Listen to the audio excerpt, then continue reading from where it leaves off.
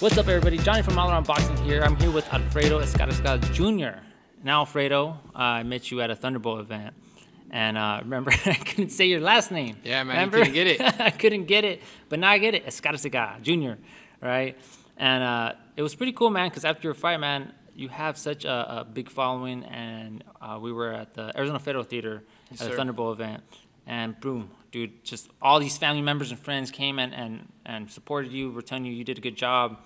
And then slowly but surely, I got to get to know you a little bit more. And I went to another Thunderbolt event, and you fought there. And I remember the first thing that I thought about you when you were fighting this, man, he's tall. Yeah. He's a tall 147-pounder, man. And you know how to use your length. You know how to be aggressive. You're a pretty smart fighter.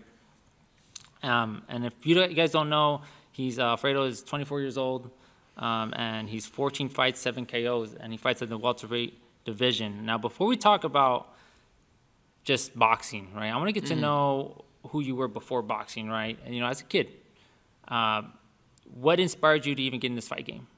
To be honest, since the get-go, I didn't even want to be a boxer. I've been boxing pretty much almost 2/3 of my life now, since I was 7 years old.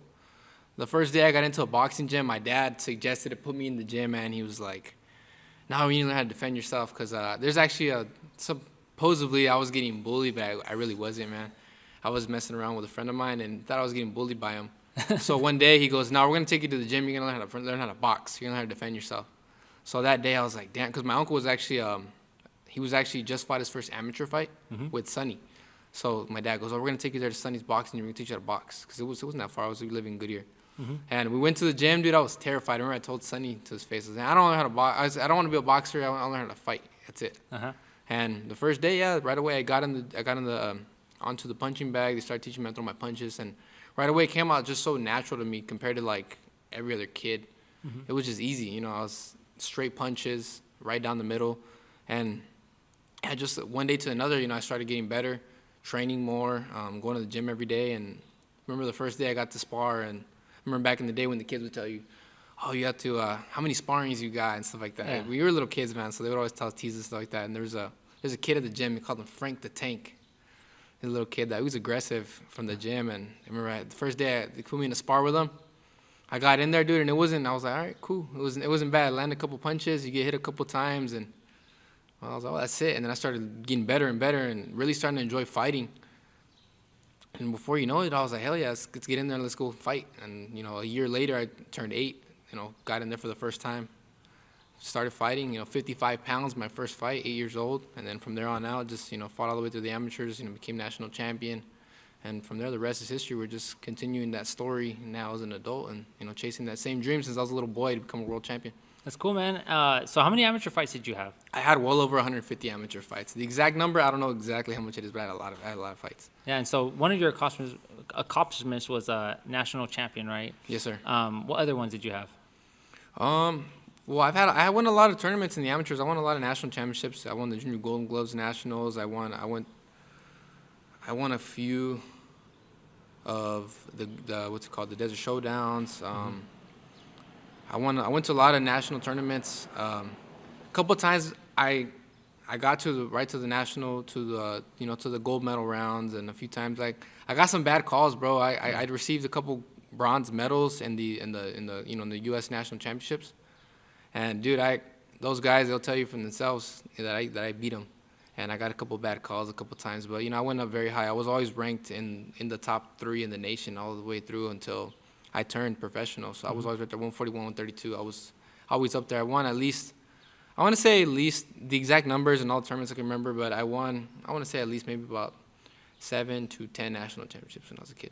Wow. And like you said, you had well over 150 fights, man, and that doesn't include your sparring sessions, because I like to include the sparring sessions too, because those are fights. They might be lighter fights, but some of those sparring sessions, you probably went out toe-to-toe with some fighters, so you probably have 200 fights, man, or plus. So you did your amateur thing, man, very, very, very successful one, I would say, and then you turned pro, right? Turning pro, man, did you have any fears of it, man? Was that your first time sparring without headgear? Or fighting without without headgear, yes. I remember the first time I turned pro, it all moved so fast. if I could definitely go back and say give myself a little more time to do it, of course I would have done that. Being 18 years old, or I had just turned 19 when I turned professional. It's a very different game. Fighting grown men. The guy I debuted against, he was very well. I'm actually really good friends with him. His name is Mario Aguirre, Tijuana. I'm really good friends with him. He's a very, very savvy guy. He definitely he gives all the prospects, tough challenges he's fought. Well, to my debut, he had already fought guys like Ryan Garcia, had already fought guys like Devin Haney, and they had fought in them. They got in the ring with him probably 4, 5, 6 fights into I turned pro against them, so it was a good experience. But at the same time, it wasn't easy. Getting in there, taking punches and landing shots, and kind of feeling the different vibe of the professional scene. It's a little different than the amateurs. And every fight it gets a little bit more. You get a little more comfortable every time. But it moves so fast. Remember, my debut was real quick. Everything just, you get in the ring, you step into the arena, you get your hands right, get the gloves on, and everything just moves so quick. So that's what I always tell the young guys, just kind of take it easy and just, take a breath and take one step at a time, because it goes fast. It doesn't go quick. Yeah. And here we go right now, I'm already 4 or 5 years into my career now, and before you know it, it just snaps like that. Mm-hmm. So, you take time and enjoy every fight and work hard, and definitely take advantage of the fights and the opponents that you have, because they're all learning experiences no matter what. Whether you get a first round knockout or you get you go a distance, you learn every single fight. So every round counts, and it's definitely been a learning process all the way through. Yeah. So in high school, what high school did you go to? I went to 2 high schools actually. So my freshman year and the beginning of my sophomore year, I went to Cesar Chavez High School, and then I moved over to Westview High School, where I graduated from. Okay, so you and Andre, you guys have been friends for a while, right? Yeah, I've been on Andre since high school. We started boxing together and since high school. Yeah. So what other sports did you do in high school? Outside of boxing, I just ran, dude. I ran cross country and I ran track. So I was a pretty good runner. I was telling you before we actually started recording that I was a really good runner, man. I was varsity my freshman year. Matter of fact, the way that the cross country team found me at Chavez, they found me running South Mountain. They're like, "Hey, who's that kid right there?" And they pulled me over. What school you go to? And they told me my dad was pissed at me because he was telling me it was all summer. Tell them you're gonna join cross country and join cross country. Go talk to the people. And I wasn't doing it. I was waiting until the season started. Yeah. And then boom, that's how they found me. And it was during the summer, right before school started. And yeah, I just took off like that. I was really talented at running. Even till today, I'm still fast. I'm not as fast as I was back then because, like you said, we talked about earlier. Running is a different type of a beast, Yeah. You take your time, you learn your paces, you get better and better and better every single run. So I was real fast and I was coming up quick. I think if there was another thing that I could have done really, really good, and that was running. I got hurt a couple times, so that's kind of what banged me up and kind of slowed me down a little bit, especially because of boxing. I was like, I gotta take it easy, and I got a big career. I was only doing those sports for boxing, so that's I liked it. I enjoyed it, running both track and running cross country. It was definitely a different mindset at that point. And like I said, that was probably, even till this day, it's probably the best shape you'll ever get in if being a competitive runner. Yep. No, I definitely, man. We were talking earlier before we started this interview, man. I love running too, man. Running is the only sport that you have to run slow in order to run fast, man. Yeah. I think it's interesting, right? Because in boxing or in anything, man, you want to go all out sometimes to push yourself, even weight training, even basketball or soccer, right? Mm-hmm. But in running, you gotta run slow, increments. You gotta build up to that peak. Right. Yeah. So, what other sports do you like? Basketball, soccer? I've always loved other sports. I just never played them. Since I was a kid, my dad would always tell me, he'd always egg me on, and he would say, "Get into another sport." I used to say, "No, all I want to do is box." At times, I'm real athletic. At times I wish I would have done other things just to give myself a shot, try other things. But at the end of the day, I love boxing the most. But I never got to actually play other sports. I was always straight boxing gym. And boxing as a kid. And growing up, it's a sport that doesn't have seasons. We train all year. So I would always constantly be in the gym. My dad would always tell me, go play baseball, go play basketball. All of it. I never did any of it. I just played football, all of it. I just stayed away from it and just stuck straight to boxing. And like I said, I think so far it's paying off, but it's still a marathon, like we said, just like running. It's still, there's a peak we got to get to. It's still just every day it's an increment to get to that next level. Mm-hmm. So what other interests do you have, man, besides boxing? Like what are some things that you're into that gets your mind out of the sport? Honestly, dude, I like to do a lot of things outside of boxing. Other than, I try to keep myself kind of zenned out for the most part. I like to watch fights. I like to study the game. I think that's something that everybody, especially every fighter, needs to have that type of knowledge. But it's also good to stay away from it because we get it every single day.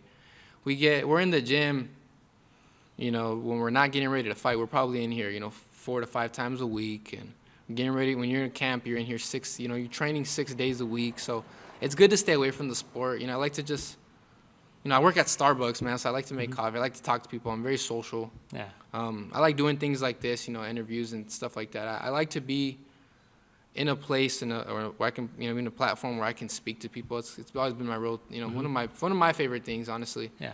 And something that I think I should be doing more, as opposed to kind of staying away from it, because I feel like I really enjoyed doing it. And that's kind of what I'm just trying to stay and get into that route. Keeping myself busy, connecting with people, constantly making new alleyways, and pretty much just networking the way I do. Other than outside of boxing, now honestly, dude, all I do is work. And like I said, I talk to my customers all day, and I go to the gym. I like to lift weights and stuff like that. But I'm a very grounded guy. I don't go out. I'm with my girlfriend, my dad, my mom all the time, constantly. So actually, a best friend of mine lives with us too. So we stay there at the house, and he works with me at Starbucks. So we just kind of just BS like that, play video games. Go to the gym, watch movies, stuff like that, man. Just simple stuff. I'm not much of a.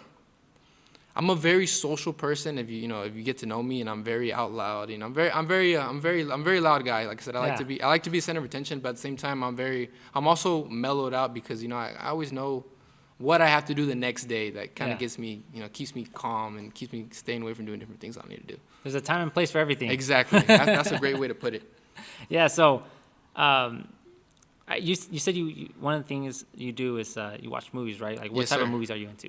Dude, I love movies just in general. I think, for the most part, I think you guys always got to expand your mind to things. I'm really into, like, my favorite movies all the time are always going to be, like, the dumb comedies and stuff like that. And, I like... Really? Like what? Just, like, my favorite movies are probably, like, Step Brothers, Nacho Libre, All the Yeah. Fridays, Malibu's Most Wanted, Don't Be a Menace, South Central. Dude, I could just keep naming you movies. And like I said, Scary Movie? Scary Movie too. Yeah. Me and my cousins, dude, we're always, matter of fact, one of my cousins, like my best friend, we're always sending each other movie quotes, dude. That's all we do all day. Yeah. Just funny stuff like that. Just different movies. Like I said, I'm a big comedy movie guy, but like I said, I like serious movies. I like action movies. Sometimes I like scary movies. I just got to be in the mood for them. My girlfriend made some rumor up to her coworkers that I'm afraid of scary movies. That's not true. So, that's not true. No, like I said, I like scary movies. I got to be in the mood to do it. Yeah. It's just like anything, man. No, man. Hey, I don't like scary movies. I'll tell you that. I really do don't enjoy. like it. No, the thing is, I enjoy them, but it just has to be I have to be in the moment to want to watch them. It's just sometimes like every movie, even like serious movies and documentaries stuff like that. Like, I feel like you have to be in the zone and in the feeling to want to watch something like that. Yeah.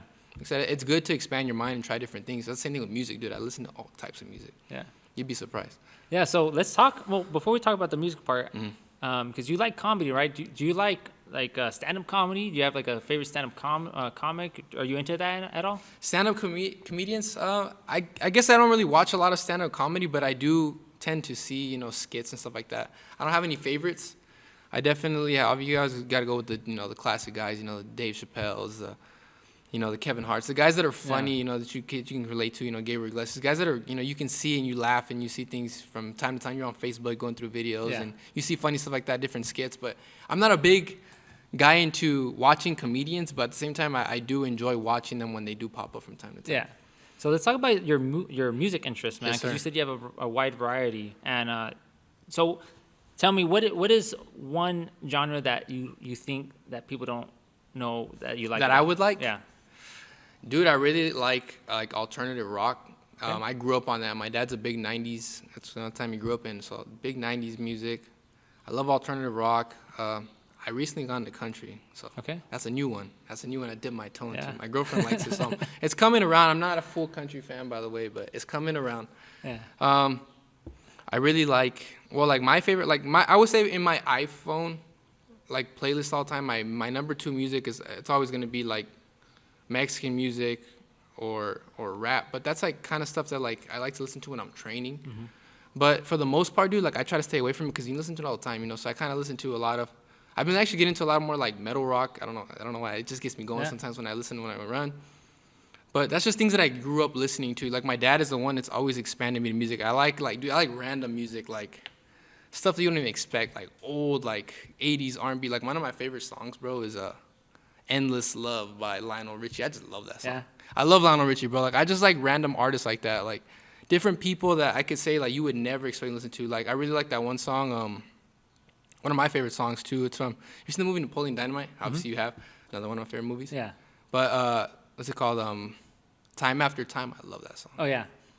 Yeah, By my dad. Cyndi Lauper. I love that song. So like I just like different music because I always listen to it. My dad plays a lot of songs. I recently got into reggaeton too, like the Bad Bunny type stuff. I used to never like it, dude. And here and there I started getting into it. It's just different stuff, you know. Like I think music is a great way to hear and hear different things. It's a different type of art form, so it's good to like hear different things and hear out different, you know, try different things and try to get different perspectives, you know, because I feel like not all music is the same. A lot of it is storytelling, and I feel like a lot of times people kind of get away from that. So just because it's a country song, it's a rap song, it's a corrido, it's you know it's just different things like that. You know, you don't want to hear them. You don't want, you know, people don't want to give it a chance. But at the end of the day, do you listen to the actual story? You're like, whoa, what does that actually say? And trips you out. Yeah, and you know what? That's kind of something cool about you, man. You know, I would say we have the same music taste. You know, I like pretty much everything too. So that's kind of cool that you have that mindset of being open-minded, right, to music. Because there's some good country music. Heck, man, like you said, you listen to like probably like Gerald Washington. Yeah. Right. You listen to what's that girl? Edna? No, not Edna. What the Time After Time girl? What's her name? That's Cyndi Lauper. Yeah, Cyndi Lauper. Yeah. Like I said, I listen to like Edna. I forgot, was it Edna Jones or something like that. So it's kind of cool, man, that to hear that you have that mindset when it comes down to music. Now, when you're going to a fight, man, what music do you pop into? What song do you have that pumps you up? That's the thing with me with music is that like I've never been one to listen to songs to get me in a zone or get me pumped up. When I run, yes, that's a different story. But I've kind of learned that with running, you have to have different types of songs. You can't have all one thing. You can't just be all hard heavy metal or hard rap because, dude, you're running. You have to have different things to get your mind changed. So I think that's probably the only time that I really use music to focus is when I run. Because, like, dude, I'll have a song that's like a love song. It'll calm me down, get me all nice and calm, check out the area, look at the scenery, you know, get my heart rate back down. And then I have a song like, boom, super hard and loud, and it'll get me going faster, push me, you know, pump me to go a little harder. Yep. But for the most part, like when I get ready to fight, I don't really listen to music. I kind of prepare myself in my mind. Almost like, I think because I learned that a lot from running, actually, you know, from running in cross country, because, you know, you're not allowed to listen to headphones. It's all about listening to your mind, listening to yourself. So I just feel like I kind of just picture myself, and I've heard this a lot from a lot of people, is to envision yourself and envision the fight and kind of just, you know, tunnel vision yourself straight to it. That's what I try to do the day before. I try to see myself in the ring, envision what I'm going to do, envision how things can change, and I kind of just focus myself. And I know especially once I get off the scale and you hit the first meal in, it's boom, you're focused on the fight now. Because at first you're worrying about just making weight. I don't care what anybody says. Yeah, you work really, really hard all through camp, but once you get to that last week of the fight, dude, all you're worrying about is stepping on the scale, getting your first food, and get your first drink in. So once that gets cleared out, you get in the ring, and you start thinking about it. You're like, all right, I got to fight tomorrow. Let's get ready to go. And that's what you got. You can't have a whole 24-hour process of just getting focused. And that's before getting in the arena, before getting your first night of sleep. I think it's just all about, you know, focusing and, you know, being ready. Because at the end of the day, all of the work is done before I even get into that ring. So that's the whole thing about it, is that I'm already 100% ready and 110% ready before I get in there. Yeah, you know what? And you have that runner's mentality, man. That's one thing that's really unique about you. And I'm kind of curious because, you know, we're both runners. Yeah. So when you're running, man, have you ever had those times where you're running for so long, or maybe you're running 2-3 miles, and all of a sudden it just feels like it's a second? It's like that runner's high. That runner's like, Yeah, you get a second win. Runner's hypnosis. Yeah. And all of a sudden you do like, I remember me doing like 8 miles and me like, what the heck? I feel like I just started running, man. It's kind of a unique feeling, right? Being a runner and having that hypnosis, right? Now let's talk about your favorite fighter, man. Growing up, did you have a favorite fight or fighter that really inspired you a little bit? Growing up, my favorite fighter was always Oscar De La Hoya. I liked his story. You know, that was the guy I always looked up to when I was a kid. Hearing the way he came out of, like I said, I never had any big upbringing or difficult upbringing like that. Like I can never say that I came from. Like I said, we come from a small town. My parents, they worked their way out of it, but for the most part, I've always seen, a good upbringing and, had a very good life provided to me because of my dad and my mom. They worked really hard to get that. So I never actually got to really see like a struggle like that, but I always heard the big fighters that had that, and I think that was always really motivating to see that they did that themselves. So Oscar De La Hoya being Mexican American, winning the gold medal. When you're an amateur, that's all you want to do is win a gold medal. So that was my ultimate guy I looked up to. I always wanted to get signed to Golden Boy, and that was always my thing. That was my go-to fighter. But as I got older, I started getting and being a southpaw. I'm a lefty, if you even don't know that, but being a southpaw, I started kind of turning my fighters, and the older I got and the more fight experience I got, I started kind of getting away from De La Hoya style. I like the way he is. He's aggressive, boxer puncher, and he's actually lefty. He's left-handed by natural by hand, but he fight right-handed. But I always looked up to the southpaws going forward. I like Pernell Whitaker. I like now I obviously love Vasily Lomachenko. I like Earl Spence. Guys, southpaws. Terrence Crawford. I like guys like that for the most part. Those are just a few I can name right now off the top of my head, but I love southpaw. Manny Pacquiao's now my favorite fighter of all time, but just different fighters like that I grew up watching and I started seeing, and the older I got, the more I kind of molded myself around them. And actually, one missing one right now, one of my new favorite fighters is Josh Taylor. So I started shifting more towards southpaws the older I got, but from the get-go, early on was Oscar De La Hoya. Tell me, so what is one of your favorite Oscar De La Hoya fights that you remember watching? That I can think of that I remember watching as a kid? When I really started paying attention, I was probably closer around like 10. So that was more towards when he had already fought like Mayorga, guys like that. So, it's maybe Mayorga, De La Hoya. So De La Hoya, Mayorga, I think obviously the Floyd Mayweather fight, that was a big one to watch. When he got beat up by Manny Pacquiao, I watched that fight. Yeah. Like I said, but when I was a kid, like the ones that my dad used to watch, and when I was younger, I was a little kid running around the house. I never actually watched the fights, but those were all the great ones. I watched them later on. But I could even say for the first fight that I really remember is probably the Vargas one, and then later on the Mayorga fight. Those are the two ones. Obviously, and in between there's the Mayweather one, but those are probably the ones that I really think of the most. But like I said, when I was a kid, dude, I used to never watch the fights. I would just run around, mess around with my cousins, and they used to always watch the boxing matches. But you'd catch maybe the last round or something. Yeah, you never pay attention because at that time, before I wasn't a boxer yet. I didn't start boxing until right after, and that's when De La Hoya started picking it up big time. Well, he picked it up since the get-go, but when I was really watching the big fights, that's when I started really getting into it. But for the most part, dude, I think my first big Oscar De La Hoya fight was probably the Mayorga one. So do you collect? Do you have like any other hobbies? Like, do you have a collection of anything, or do you have like this? Do you like comic books or video games? Like, what are you into, man? Collections. I recently got into the Starbucks cups. I'm a big, because I worked there now. I've worked there for 2 years. So I got into not the actual like tumblers. That's girl stuff. My girlfriend likes that. But you probably get her a lot of those. Yeah, I do. My girlfriend loves. She has those a collection. Then. She has a collection of tumblers, but. No, but like I like the coffee mugs. They have them everywhere, in every single like state and city and country and stuff like that. So I started getting a lot of those. My friends, if they go travel places, they'll bring them to me. So I collect those. I like hats. I have a lot of hats. I came in with a hat today, but I took it off right now. I didn't want to sweat it.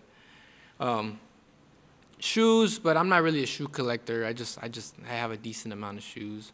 But for the most part, when I was a kid, I really collected a lot of baseball, football, and basketball cards. I have a bunch, dude. I have tons and tons of them. So I used to collect those back in the day. I still have a big box, and like I said, I have binders and stuff, but I still have those. Who knows, they're in my closet somewhere, but I really stopped collecting a lot of stuff. Maybe I want to just say maybe just hats and, the new mugs. Hats yeah. and mugs? So how many hats would you say you have? Dude, that's a good question. I have a lot of hats. My mom says I have like too boxes? many. I have like boxes and shelves and stuff like that. I have a lot. So I'm trying to organize it. Yeah. What is like one of your favorite hats, and what is your daily hat you wear all the time? My daily hats, I always like to wear those dry fit Nike hats. They're so comfortable. So I wear those all the time. They're flexible. I can wear them constantly with anything. I can wear them to work. I can wear them to the gym. So I wear those all the time. And then, like, hats that I collect big time. I like to collect Dodger hats. My favorite team. Yeah. So I collect a lot of Dodgers hats. And I just keep those on. There's one that I have when they won the World Series. I haven't even opened it. It's still in the package. It's still there. Like, I'm not gonna open it. I'm not gonna touch it. So That's how I am when the Suns went to the finals last year. That's what I did. That's I bought the hat, I bought the shirt, just and held it. I left it. I'm like, because they won the championship. This is gonna be nice. You didn't but want to touch fuck, it. Dude, they didn't win. yeah, it was a tough series to watch. I feel bad for the Suns fans. Yeah.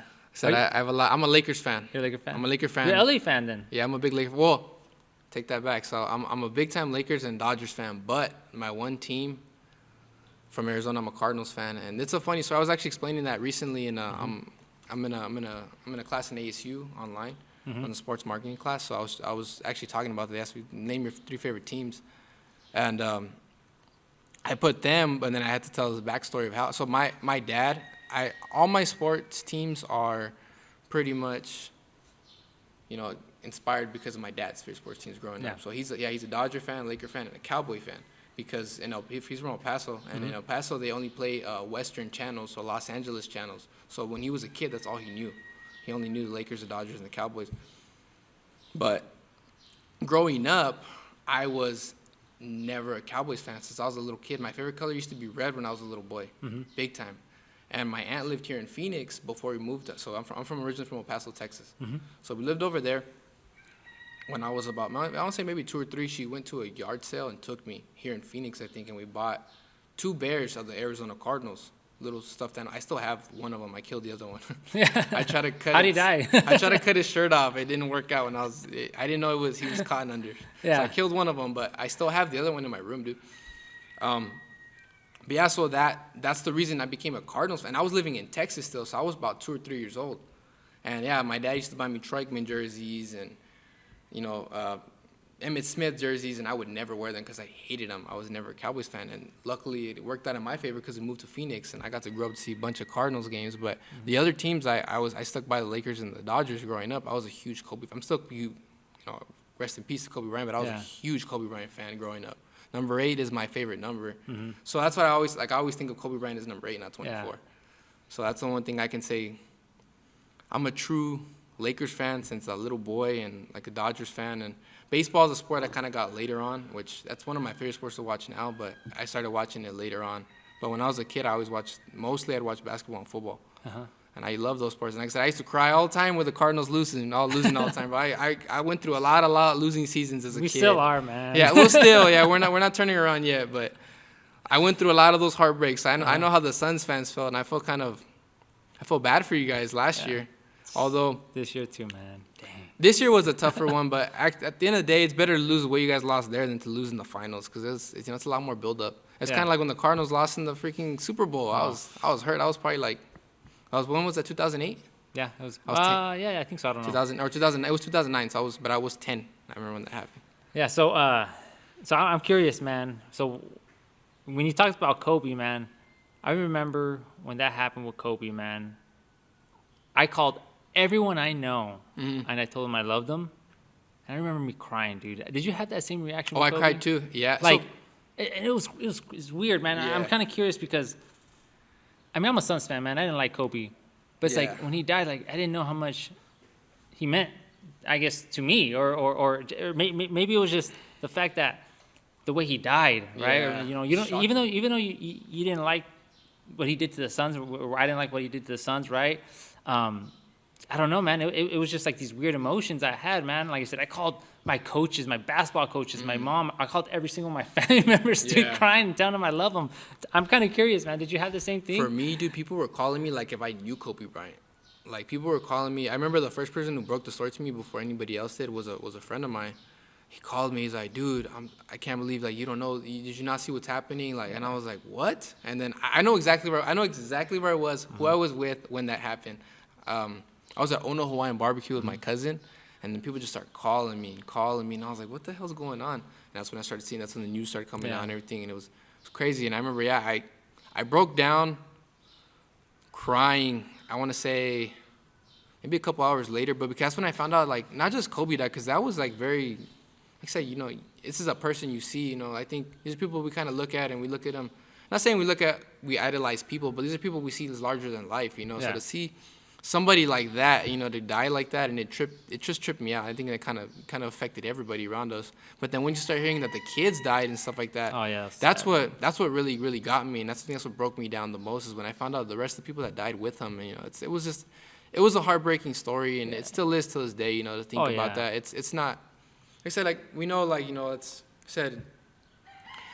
Life, tough. you know, it's tough to even talk about. Yeah, I you know, I'm getting a little teary-eyed right now, dude. It's tough Like, to even talk oh about my because at gosh. the end of the day, like, you know, life is a valuable thing, and we've discussed this even before we started rolling. It's just little things like that you kind of can't take for granted because you never know. Tomorrow's never guaranteed.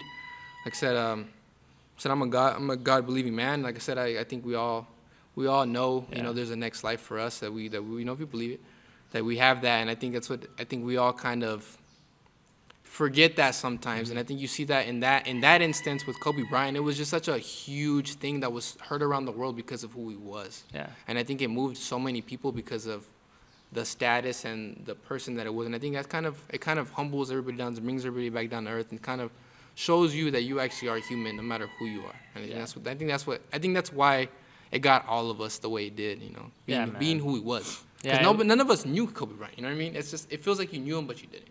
Yeah, and like I said, it was just I've never. I mean, you know, when you grow up, you know, there's those. Our parents probably went to Diana Ross, right? That was Yeah. sad. Who else died that was really famous back in the day? But I remember Diana Ross when she died. You know, my mom crying and stuff like that. Oh no, Princess Diana. Yeah. And so that was just weird, man. And you know, at the time I had my daughter was 3 years old, 4 years old. Mm-hmm. I remember me hugging her, man, just telling her I love her, man. That would be so I would be devastated, right? And also now I'm a dad of 2 girls, Yeah. right? So I can't even imagine that, man. That's sad, man. And It's let's a move on tough to the thing. next topic, right? Because that Yeah. got too deep. It's a tough thing, man. It's a Like I tough said, thing at the end of the day, it's a tough subject to even touch on. But at the same time, I think it's also, you know, it's good to talk about different things. You know, it brings out the human in everybody, and I think that's what it is. Yeah. So, basketball and sports, man. Now, and your hobbies, right? But is there anything that people don't know about you that people would be surprised that maybe that you do on your free time or anything like that? On my free time, honestly, not really. Like I said, I'm more or less, dude. I'm a very relaxed person. I don't do much. I'm very boring. I don't go many places. I don't do a lot of things. You know, like I said, my biggest thing is to go out to eat, go watch a movie, you know, hang out with my girlfriend from time to time. She's the one that likes to do more things. And like I said, I try to, you know, do a little bit more, you know, try to get a little more fun. Mm-hmm. But even then, I think we're all kind of grounded, like all of us, me, her, my mom and dad. We just kind of stay, you know, relaxed and low key, and we just kind of do our, you know, our own thing. We're very, very mellow people.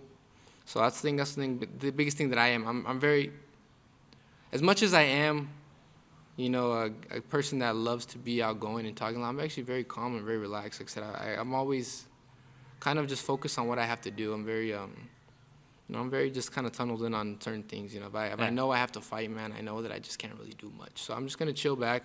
I'm gonna go to work. If I gotta work that day, I gotta do whatever school I gotta do. I gotta go run in the morning. You know, I'm not gonna be up till midnight. If I gotta go run at 4 a.m. the next day, I'm going to sleep at 9, 10 o'clock.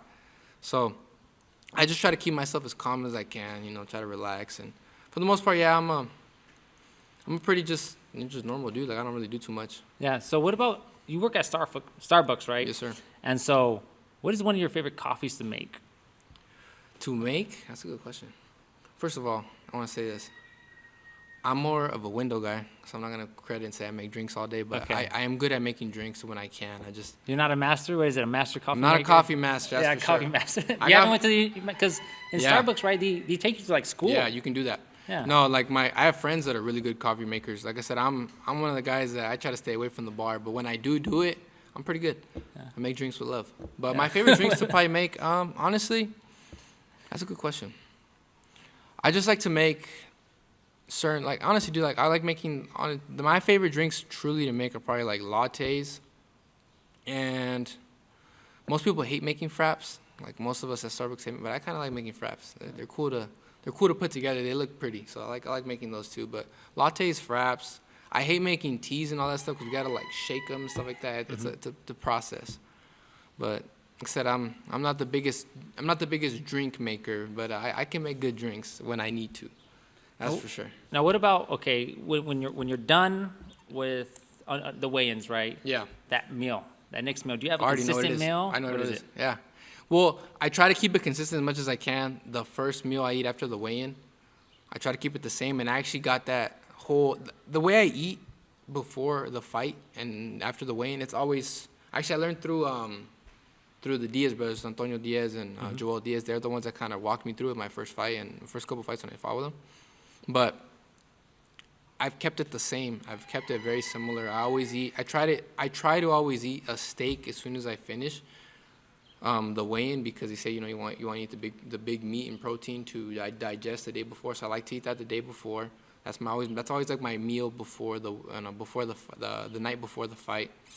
I drink a Coke. I have to drink a Coke. I don't know why. I just like the sweetness because it's been so long, and I just feel like just like the little bit of a sweet that it is. Like I don't drink a whole bunch of soda, but when I do, like I like to drink when I do weigh in and I weigh in the night of the meal. I like to eat. I drink a Coke with it and obviously a water, but I always eat like steak, mashed potatoes, and like some sort of greens. That's what I always eat. That's like my go-to. If I can't do it, if it gets thrown off because we eat somewhere else, it's not a bad thing. But I like to stay to that consistent, meal, and the next morning. And if I can do that right away, if I can do that for like a lunch, and if it's like a later weigh-in, if I can do that for like a kind of like a early lunch dinner, I'll do that first, and then later on I'll eat pasta the night before I go to sleep. So I'll try to if it's an early weigh-in, I can eat twice. But if it's a later one, I'll try to either get one or the other, or I'll try to get a pasta and two. But if not, I can do it the next lunch before that. But I usually like to do a big breakfast in the morning. That can alter, but mostly, like a traditional breakfast, eggs, pancakes. Try to stay a little less starchy, but, I'll do more eggs and bacon and stuff like that. So that's pretty traditional. And then I like to either do pasta, like, before, or I like to do pasta the night before. But if I don't get pasta the night before, I'll get a pasta like mid-lunch, and then like before we go to the arena and stuff, like I'll eat like just a small sandwich, and that's it. But you always gotta like eat the breakfast and then walk off a little bit and then eat later after you take a nap and then eat later. So it's very consistent. Like I don't like to change it. Now, what about after when you're done fighting, right? You can pig out. You can eat whatever the heck you want. What is a meal that you could just pig out on, and a dessert? That's a good question. So I'm not a big sweet guy, but occasionally I'll eat sweets.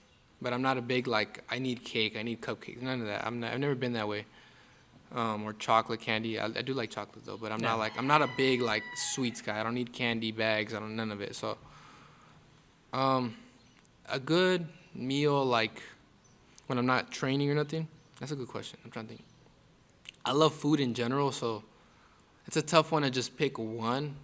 But I'm definitely saying like pasta or like really good Mexican food too. Like quesadilla tacos or something. I was gonna say birria, but because Yeah. that's super unhealthy. Stuff like that, like something like that, or I'll eat a good burger, pizza, just stuff like that. Like there's things that you can't eat that you want to eat. So I think all times it's just different foods. Like I can never like say one in particular because it's just unhealthy food that you're not supposed to eat when you can't eat it. It's good to eat every once in a while. Obviously, I'm not gonna be eating pizza. I'm not gonna be eating burgers like every single day. But whenever I have a chance, I'll eat one or two. And like I said, like snacks and like desserts. I'm not a big dessert guy, but I do like ice cream. I like frozen yogurt. I do like Dutch Bros. I'm not gonna say I like Dutch Bros. That's one of my. No man, you're cheating on Starbucks, man. You can't do that. That's one of dude. I get Starbucks every day whenever I work, so that's not that big a deal. But I like Dutch Bros. I like the Rebels and stuff like that. So I get those. That's one of my cheat meals, or cheat things that I can say it's a lot of sugar.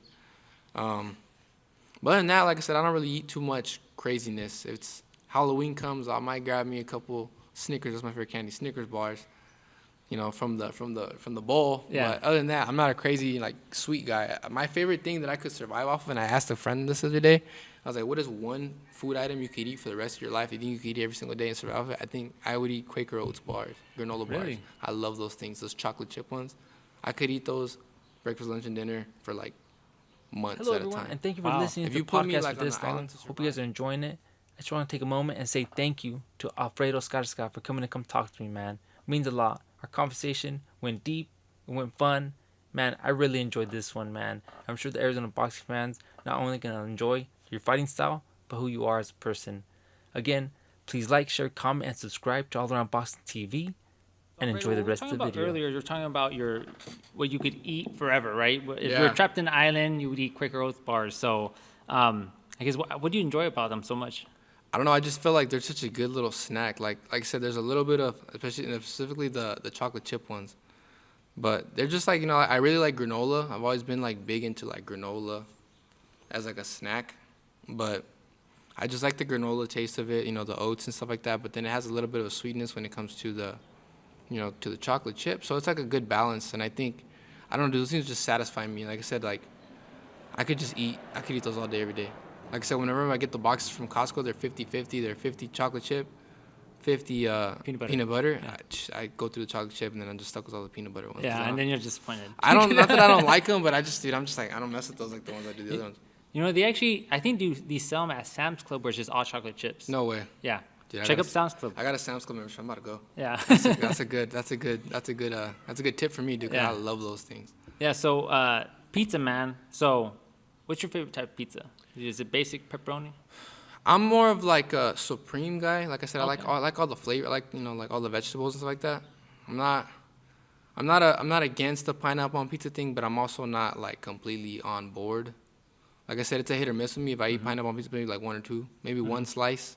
But sometimes it doesn't go well with me. So it's not too bad, but it's not the worst in the world. But for me, my favorite pizza is probably the supreme one. But I do like pepperoni, I like the meat lover ones, and I really like especially when you go to like those like custom pizza places, like Mod pizza. mod pizza, fire pie. Like I like to do like a barbecue one. So I really like a barbecue one. So that's what I always do. Yeah, I rock with it like that, man.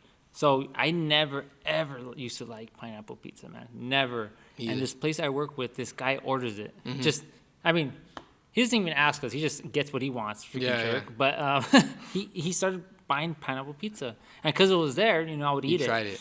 And I would just force myself to eat it, and I like it now, dude. And it's weird because I used to be like, why would you want pineapple on pizza? But now it's something I order. It's That's what I'm saying. I'm kind of a weirdo like that. It kind of gets to you. It's like it's not the weirdest thing. My dad likes it. Mom and dad like it a Yeah. lot. My girlfriend does too. But it's kind of like one of those things that, like, to me, it's a hit or miss. Like, either I can really eat it that day and it pairs well with that particular pizza. If not, like, nah, I don't do it because it kind of just the pineapple is real strong. Yeah. I don't know why when it's warm it makes it like a little bit extra, like, not tarty, but like kind of like it's like an extra kind of. It's not even sweet. It's like a weird flavor. I can't even explain it, but It's the tomato and pineapple juice that's kind of blended together. yeah, and it's like it just has a weird, distinct flavor to it. So like it has to be like the right pizza to pair with it. Because if not, dude, it's a no go if it doesn't go well. So let's talk about your goals as a pro. As a boxer. As a pro boxer, so obviously your goal is to be a world champion, right? Yes. And now, have you ever been laying down in bed and kind of like envisioned how that's gonna look? Like, have you envisioned that day, like, or maybe the music you're gonna walk out to, or maybe, how maybe you might win? Have you ever played with your mind like that? I feel like since I was a kid, I used to do that. I used to always have those visions in my mind. This is the way it was gonna work. This is the way it was gonna look. And so at the end of the day, things just always have to get there, and you always have to put the amount of time and the effort to do it. And I think that's all the matter of what it is. Like I said, the skill and the talent has been there since I was a kid. I'll tell you that right now. Like I said, I'm not a guy that talks a lot. I'm definitely not, but I know how much skill and drive I have for the sport, and I know I can get there. But I think just overall, back to your question, I think I've always seen the way things can go. It's just getting there, working hard. Because at the end of the day, none of this happens without putting effort. Like my dad always tells me, you get what you put into this. So if you don't go 110% all the time, you're not going to get that. You're only going to go as far as you can, as far as you put into it. And yeah, sometimes from what I've seen from people that I've grown up with in the amateurs that are, some of them are world champions now, yeah, sometimes the road's a little easier for some fighters. Not because I'm saying because they just got it easy, but sometimes, guys get good breaks. And like I said, it's no hate on anybody. Like I said, I'm happy for everybody. I'm happy, for myself, for other fighters, especially like guys that I grew up with. But at the same time, I think it just kind of feeds to your kind of like a fire. It shouldn't discourage you. It should feed you and make you hungry to want to work harder. And I think that's what's done for me. Yeah, let's talk about you and your dad, man, because your dad is your trainer. Yeah. And let's talk about how this sport has brought you guys even closer. Because obviously a son and dad relationship is already close, but you guys are doing this sport that's kind of it's personal, man. You know, fighting is a personal thing. You know, he's kind of in charge of your life. You know, before boxing, you know, grazing you and teaching you to be a grown man, but also now he's in charge of your life in the ring. Talk about how close you and your dad are, and just how boxing kind of brought you guys even closer. If anything, it's built our relationship. I think, in my opinion, we have different relationships in terms of boxing and outside of boxing. We try to keep it in the gym and at the house, different things. You know, we keep it separate. But for the most part, I think it's growing up, as you know, my dad being my boxing trainer and him doing everything. But not just in boxing. You know, he's always pushed me to be better. And I think that's what he always tries to do and install in me. And I think every father does that in their kids. But he's always pushed me that much harder. And I think that's what's always I think drawn me to want to be better. Sometimes I'm not gonna lie, you know, if he's gonna tell you like like I said, we all have lapses sometimes, and you know, he'll get on my ass and kick my ass sometimes, you know, get going. Like I said, that's just the relationship we have. Is he a little hard on me sometimes? Yeah, of course, you know, he's my dad. We try to keep it separate, but sometimes, you know, it definitely gets there. Like I said, our relationship is very close. Like I said, in the boxing ring, he's the only voice I really hear. There's been like very few voices that I can anywhere. I think if I even fight in an arena someday, you know, 50,000 people, I'd really only hear my dad's voice. So it's kind of like second nature. I think in terms of boxing, that's the one voice that I can hear out of anybody. And even when he was in my trainer before, when he was, you know, like I said, when Robert Garcia trained me, when Joel Diaz trained me, even when he wasn't in the corner, I could hear his voice from the stands. So it's just knowing that. It's kind of like a second sense for me when I'm boxing. But in terms of our relationship, we've always been very close since I was a kid. Maybe I think we were a little closer when I was younger. I think since I'm more of a knucklehead that I got older. But at the same time, we have a good relationship. Like I said, I had a really good day with him yesterday. You know, we spent a good time together. And like I said, I love my dad. I love everything he does for me. And like I said, if there's anything that one person I'm gonna always owe my success to, it's gonna be my dad and my mom too. But for the most part, yeah, like as the coach, yeah, my dad. What is one piece of advice that your dad has given you when you were younger, or even you as an adult, that will really stick to you? Just overall, that the biggest thing is that, like, in life, you know, you can be whatever you want. You can work really hard. You just have to do it. Like I said, it's all about putting. Like I remember, he always tells me that it's about what you put into it. Nothing is given to you. And like you said, he's even told me that with boxing, it's like you can see that now.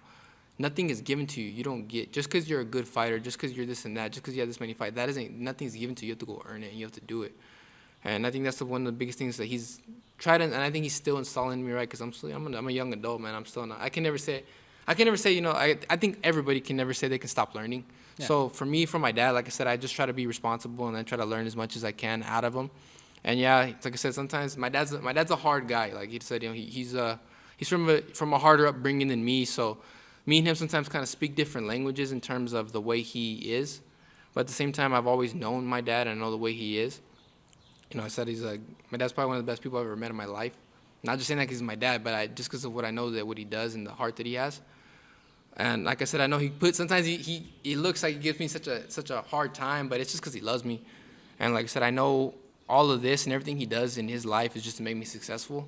So at the end of the day, I always try to remind myself that's what it is. And like I said, I try to separate. Like when I'm in the gym, and like I said, I don't do good. You know, I have a bad day, and he's mad at me. It's because he knows I can be better than that. You know, or I'm in the gym. You got to put more effort. And if he gives me a hard time, I know it's because there's a real reason and a real sacrifice and love that he has going into it. And that's what he always tells us as the fighters, especially the guys that he trains. He says, "Man, you think I want to be here at 5 o'clock on the afternoon when I can be with my wife? I can be chilling at the house. Like I don't want to have to go to the gym in 10 degrees, and I'd rather be at home right now as I do, because I want to make you guys successful and I want to give you guys a chance." So that's the one thing I gotta always look at, and I think you can't forget that. You gotta always remember that this is not just something that he's doing because he has to do it. He's doing it because he wants to help us. So that's the one thing I can say for my dad. I really appreciate, and I think I don't say it enough. to say that, like I said, I love them and I want to give them that sense of respect and that sense of, that sense of responsibility that I'm here to become a champion. If not, why am I here to even, be a fighter? Yeah, man. The same. It's beautiful, man, and fighting any combat sport, man.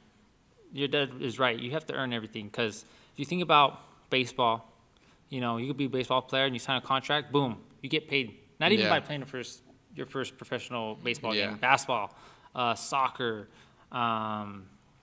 tennis, whatever, right? But in combat sports, man, you become a professional boxer and you probably get like $1,000, maybe less. Yeah. Well, dude, right? I've had a fight and I've had to pay to fight. You know what I Yeah. mean? So at the end of the day, it's one of those things like you're saying. It's not. Earn it, man. You gotta earn it. And like I said, they call boxing the poor man's sport. Yeah. Because you don't ever make your money usually till late in your career. Like I said, it's not easy to do. And like I said, I'm very blessed for the people and the situations that I'm in. And like I said, even the guys that we have here, like I said, all of us have a very, very good support system around us, especially with my dad and Dwayne here in the gym. Like I said, we have a good team around us. It's just, the ball's always in our court now at this point. Like I said, we have everything we need. Like I said, we have a beautiful gym here open to us. We have a very dedicated coach. Like I said, my dad knows what he's doing. He's not like the guy, my dad's probably one of the smartest coaches I've ever met. I've been around some world-class coaches, and I think my dad's right there. Yeah, let's talk about those world-class coaches, man, because Joel Diaz, Robert Garcia. So who did you meet first, Joel Diaz or Robert Garcia? Joel first. Okay, so how did that even morph into happening? So that had been kind of going since I was a kid. So a friend of mine, his name is Dominic Serna. Me and him fought a lot in the amateurs. Star-studded fighter too. He trained there with Joel Diaz since he was a kid. So I used to go with him in the summer times. A lot of us would go with him. So me, some other guys named the Morales brothers from Oklahoma. We were all top amateurs at the time as kids. So we would go with him in the summertime to Coachella and Indio to go train. We'd go over there, and like I said, I would train alongside those guys. Like even Antonio Diaz's one of his last training camps, I was a kid. I was there training with him, running in the morning. So, like I said, we kind of just grew up that way. Like I said, the boxing world is very small once you actually get involved. And even in the amateurs, the professionals, it's very small. Everybody knows each other. So that's kind of the way that happened. I started training, and growing up, I think my dad kind of he's trained me his whole career, and I think he kind of wanted to take a step back when I turned pro. And was like, hey, and Joel, obviously, we had that mutual from a long time that we wanted to train together. So that's kind of how that started. But I think once I got over there, like I said, I have 100% respect for all those coaches. But I think when I got over there, it's kind of a little bit more or less of there's a lot of value in those big gyms like that. So like I said, I'm a smaller guy still, getting myself that shot. I don't think there's a lot of fighters there, worth a lot of value. So it's hard to get yourself full attention. Like if you're here in the gym, like with my dad, 100% my dad's gonna be on me, Dre, Sebastian, the guys that he trains here. It's only us 3 or 4 guys. 100% that's on us versus a group of 20, 40 at a time, depending on how big the camp is at the time. And there's guys that are fighting for millions of dollars. Like I said, like at the end of the day, boxing is a business. So sometimes you kind of have to see that, they're gonna always, they're gonna always do their best to help you and support you. But at the same time, their best interest is always gonna be the other fighters still first, and you got to earn that spot. At the end of the day, and I respect that from the coach's standpoint because that's their business. At the end of the day, that's what they're doing. And that kind of happened the same thing when I was with Robert Garcia. Like I said, all due respect, Robert and everybody, they always help me out to 110%.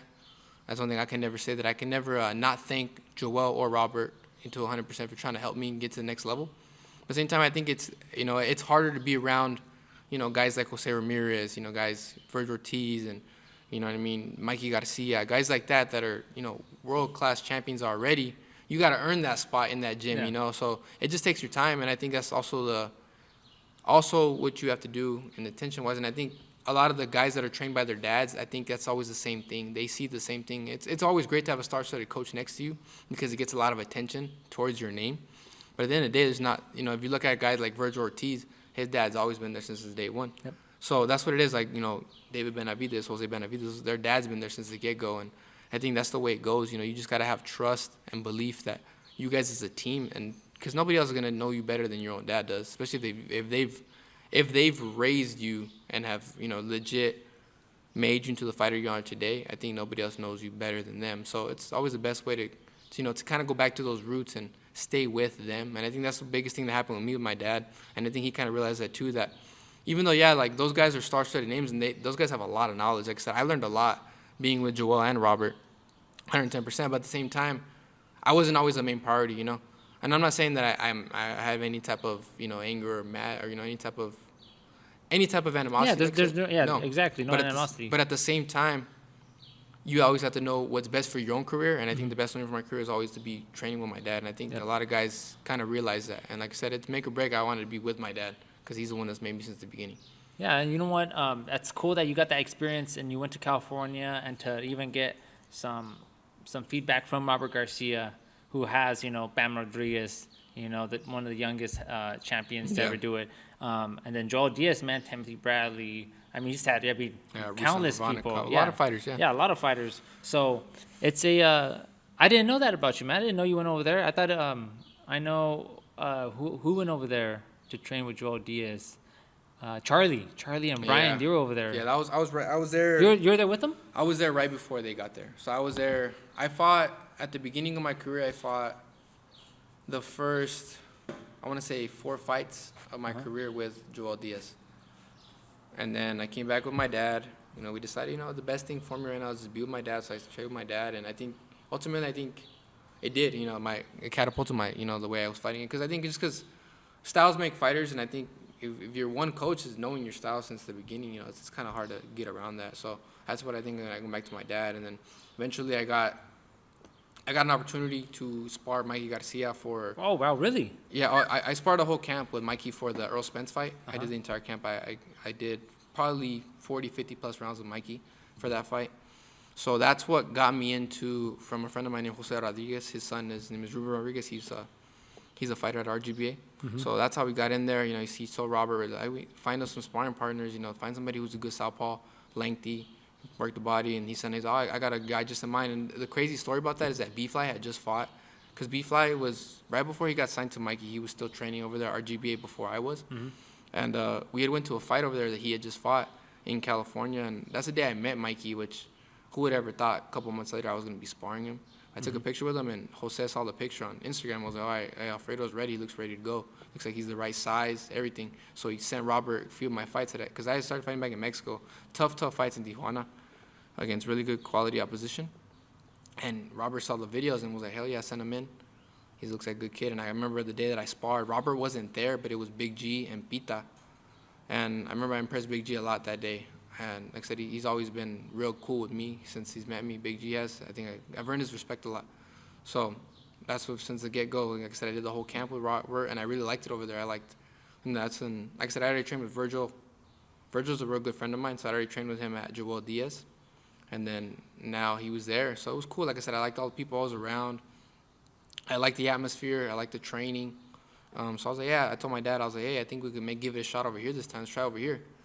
And he's like, oh, yeah, if you'd like it, let's do it. And I did it, and I went over there. And like I said, I got good opportunities there too. But at the end of the day, it's the same thing, dude. It's kind of hard to work around, like, all those big champions. There's big names around you, man. So you got to, it's kind of like, like I said, I know where I can be at, but I'm not there yet there at that gym, So it's kind of like everybody earns their spot. Like now, Bam is the guy there, Yeah. So like I said, Bam was one of my favorite guys to watch when I was there. Bam's a good friend of mine too. So those are all like I said, at a certain point, we're all earning our spot to be that guy. At the time, it's Jose Ramirez, it's Virgil. Those are the big names right now in the gym. Mikey, those are the big the big guys in the gym right now. So you got to get there, and that's the way it was. Like I said, I really appreciate all those guys. Robert, Pita, Big G, always hospitable. Every time I want to go there, anytime I need to go to the gym in California, I can train there, RGBA, I can get sparring. So I really appreciate them for helping me out all the time. But like I said, even then, I kind of decided, hey, let's come back with my dad, because that was all just kind of me and my dad's decision. Like, I think our best situation, our best way to fight is with us. So, and that's ultimately, I think that's where I always do. And I think I want to always do my best is with my dad. Yeah, I didn't know you even got that many rounds with Mikey Garcia, man. And that's why I'm doing what I'm doing so that Arizona boxing fans could get excited about your career because, they don't know that you were 50, 40 rounds with Mikey Garcia, Yeah. and that was when Marky Garcia was the shit, man. Yeah. And he just retired, but that's when he was still a 3-division world champion, I want to say. Yeah. And so for you to get that experience, man, what you got from Mikey Garcia is you got, Always the 40, rub. yeah. 26, 30, 35, and 40. Yeah, I remember that. Yeah. Yeah, 3-division. Marky Garcia, man, he was pound for pound Yeah. one of the best fighters in the world. And you're over there sparring with them, and like I said, what you did is you got you got the rub, right? Joe Yeah. Rogan calls it the rub. You fight a good fighter, you get something off of him, and you learn, right? Yeah. And it's made you into a good fighter, man. And I'm super excited, man. That is freaking awesome, man. And the crazy thing about that is that, and like I said, I don't like toot my own horn, but I know just how good of work I gave Mikey because, so when we first started the camp, it was me, a good friend of mine named John Bauza. He signed to Top Rank, contender, and Josue Vargas, another Top Rank contender. So it was all three of us that were the sparring partners, all southpaws, all talented guys. And I did so it's the first half. So you pretty much earn your spot every week, dude. So like we obviously Mikey has a spar, and in kind of in like order, So at that time I was the first guy because I was the biggest guy, and I'm the only one that went from that half to the second half when it got to the bigger guys, when it was like me, Esquiva Falcao, and Alexis Rocha, and then a couple times even Caballo got in there, but Carlos Adama. So I think I was the only one that did the full 6 weeks. I did the entire camp. So that was kind of cool to like know that I was getting the work, but also getting the respect from Mikey, that he was noticing that I was giving him the toughest work. So it was nice to see that. So when I started, I was the first guy, and then when I finished, I was the last guy because I was the smaller one at the time. But it's pretty cool, dude. I got a lot of experience. Like I said, I got to know a lot of those guys.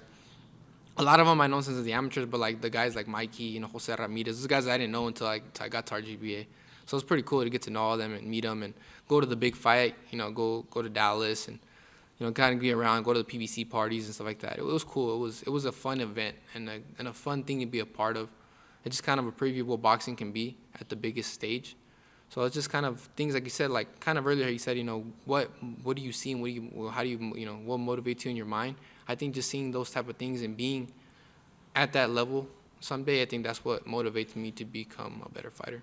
Yeah, man. That's so cool that Arizona boxing fans are learning this about you, and that I'm learning this about you, man.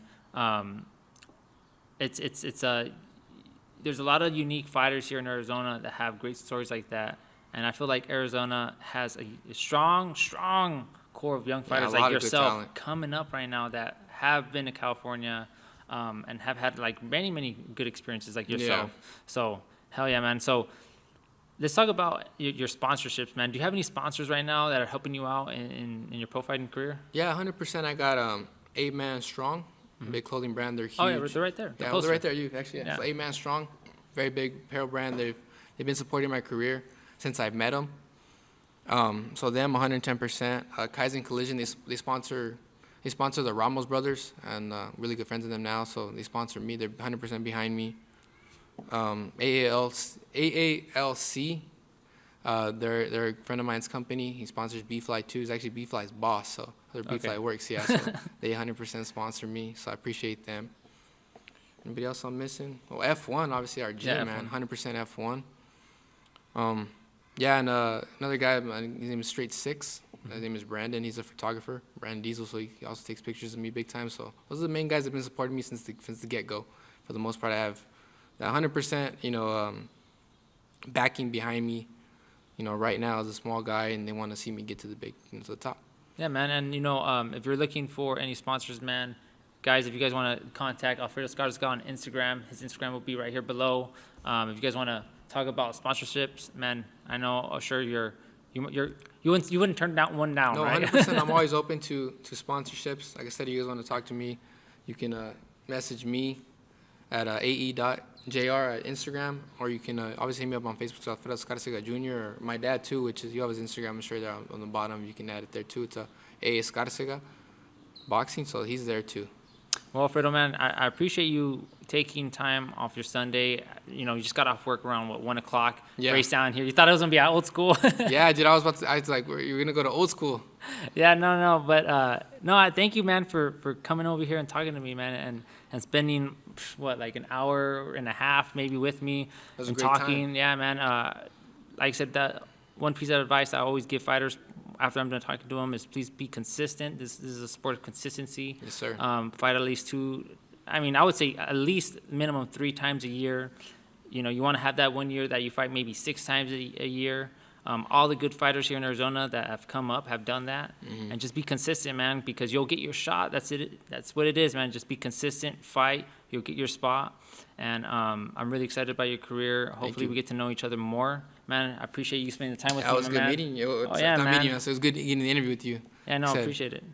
So, But- yeah, we'll have to do this again, I don't know, in a couple months, and we'll update people about your career. Yeah, 100%. And thank you, man. No, thank you for having me. Like I said, I had a great time being here with you. This is something that I wish to do in the future, so it's cool a little bit to be able to do it here with you and kind of just get a little bit of a feel of what it is to be behind a mic. I really appreciate that for you, and obviously taking the time to come all the way over here. Like I said, you're on the east side, so we appreciate you coming all the way here to the west side. It's a drive. And it is hot, man. It is. People can't see right here, but it's 110 degrees on the. I've been here since 12 In the p.m., gym. bro. It's Yeah. what time is it? It's like 3, Yeah, 4? it's already 3 or 4 o'clock. So, like I said, we appreciate you for doing that and taking interest. And honestly, man, I appreciate you for even doing this for all of us fighters here in Phoenix. Like you said yourself, we have a lot of young talent, a lot of great young fighters, and not even just great young fighters, but great fighters just in general that are already at certain levels that people don't know about. And I've known, like I said, I've known this since I was a kid. And like I said, we're seeing them come out little by little. And I think we all got to support each other here in Arizona and, you know, just pretty much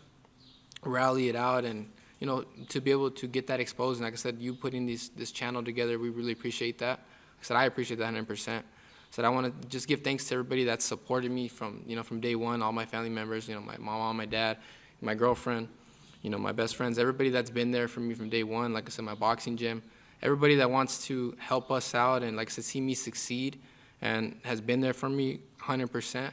I appreciate you guys, so thank you. Like I said, thank you. I appreciate you for doing this for me, so thank you. And man. any advice? I know you want to do this type of stuff. You know, you're in school to become a sports journalist or broadcaster, right? I want to be a broadcaster, Okay, yeah. sports broadcaster. So any advice, man? I'm just doing this. You know, it's my hobby. It's what I love to do. So if you want any advice for any gear, anything, man, just I'll give you my number, but you Yeah. got my Instagram too, man. Just message me. Oh, So, thank you. man, I appreciate brother. it. Thanks for the Yeah, support, no man. problem, man. Thank you. Yep.